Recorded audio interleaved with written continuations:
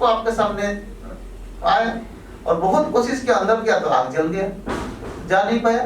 तो फिर उसको नहीं तो श्राप दे दूंगा, ये करते करते ये करके वहां से एक कदम बाहर निकाला जैसे ही खींच के ले गया। तो ये पेपर आया है हमारे लाइफ में भी। 1 नंबर सीता, सोने के हिरण अर्थात खूब बहुत धन संपत्ति, बहुत प्राप्ति। अभी हम पुरुषार्थ कर रहे हैं, इतनी सब कुछ मिलने वाला है ना, सबको बहुत मिलने वाला है। लोग आके आपको देके छोड़ के चले जाएंगे, धन संपदा सबको छोड़ के जाएंगे, लेकिन उसी से हमारा तपस्या ढीला नहीं होना चाहिए। सेकंड नंबर, वो परख नहीं पाई कि मेरी राम की आवाज है कि मायावी राम की आवाज है। इसी प्रकार अभी बहुत सारा बाबाएं निकले हैं इधर उधर, आपको परखना पड़ेगा कि मेरे बाबा की आवाज है ना माया की आवाज है। वो बाबा जैसा ही एक्टिंग करके पूरा ऐसे कर रहे हैं, आपको परखना पड़ेगा मेरे बाबा की आवाज है कि माया की आवाज है। 3 नंबर, कुछ मर्यादा की लकीर खींच दिया। तो मर्यादा की लकीर, उसमें कुछ लोग संकल्प करते ना, एक बार जाके देखते हैं, देख के आते हैं। संकल्प से मर्यादा की लकीर तोड़ा ना, तोड़ गया, वही तो हुआ था ना। जो कुछ लोग गए देख के आते हैं, माया फंसा लिया। एक संकल्प से लकीर खींचा, वहां से एक बार जाके देख के आते हैं, रावण उठा के ले गया। उसके बाद ना इधर के ना उधर, रोना धोना चालू सारा।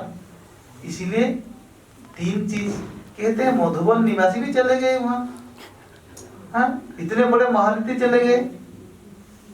सीता तो जब से स्वयंवर हुआ था, राम के साथ ही 24 घंटा थी ना, वो तो अलग नहीं थी ना, भगवान के साथ ही थी। तो मधुबन निवासी हुए। परखने की शक्ति कमजोर है। अंतिम समय में ये सारा पेपर आया और बहुत सारे बाबा के बच्चे भी फेल हो गए, बहुत लोगों को फेल हो रहे।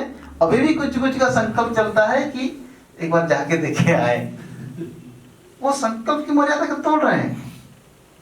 बाबा की पढ़ाई कंप्लीट हो चुकी है 31 दिसंबर 2012 कंप्लीट हो चुका है, रिवीजन भी कंप्लीट हो चुका है।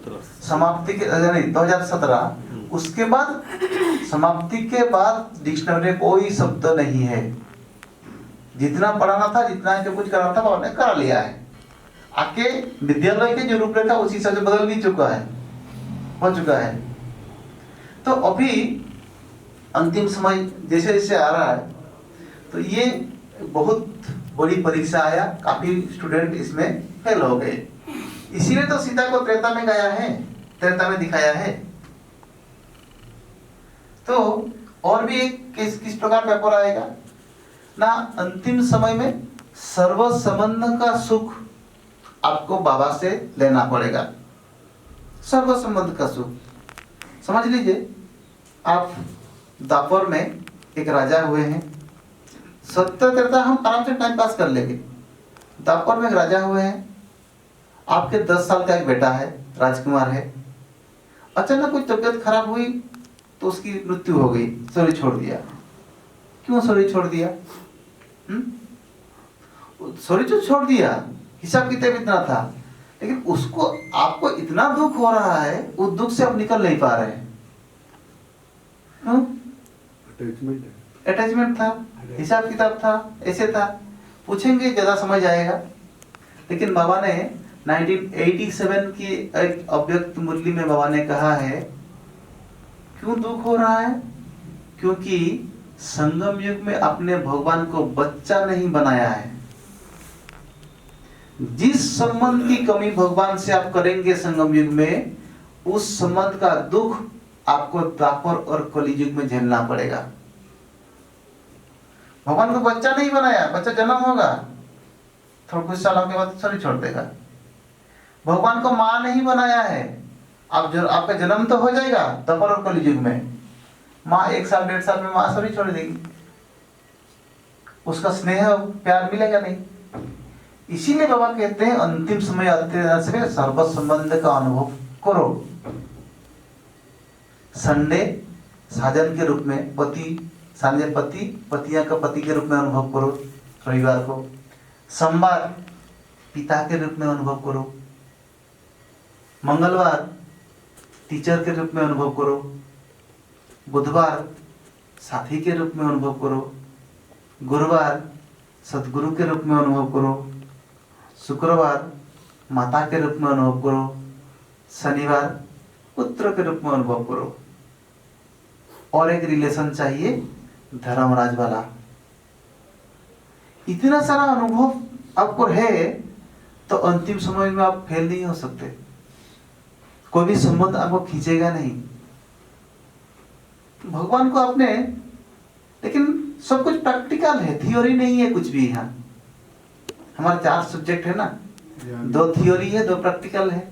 ज्ञान और सेवा दिखाई देता है, योग और धारणा नहीं दिखाई देता है। 2 थियोरी है, 2 प्रैक्टिकल है। तो समझ लीजिए भगवान को अपने बेटा बनाया। भगवान मेरा बेटा है, क्या बेटा बन जाएगा? कर्तव्य करना पड़ता है हमें। मैं हर चीज को प्रैक्टिकल के साथ तुलना करता हूं और उसी के हिसाब से, दुनिया के हिसाब से भी देखिए। माता जी आपको बच्चे हैं? कितने बच्चे हैं? नहीं है, एक ही है। एग्जाम्पल दे रहा हूं, ठीक है? समझिए आपके लोगी में 2 बच्चे हैं। बाबा को अपने तीसरा बेटा बनाया, ठीक है?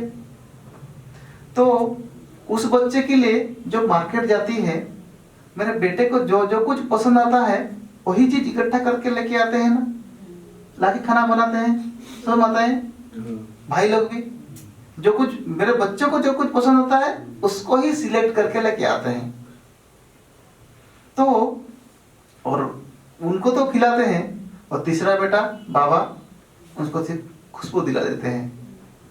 खुशबू दिला दिया।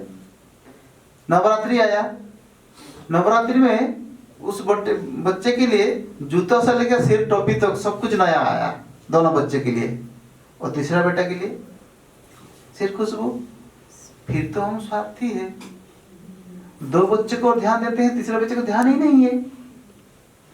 कर्तव्य नहीं कर रहे हैं तो 2 बच्चे को अटेंशन देंगे, तीसरा को नहीं देंगे तो नाराज तो होगा वो। अभी बाबा मेरी बात सुनता नहीं है। क्यों नहीं सुनता है? इसी कारण है। कर्तव्य करें।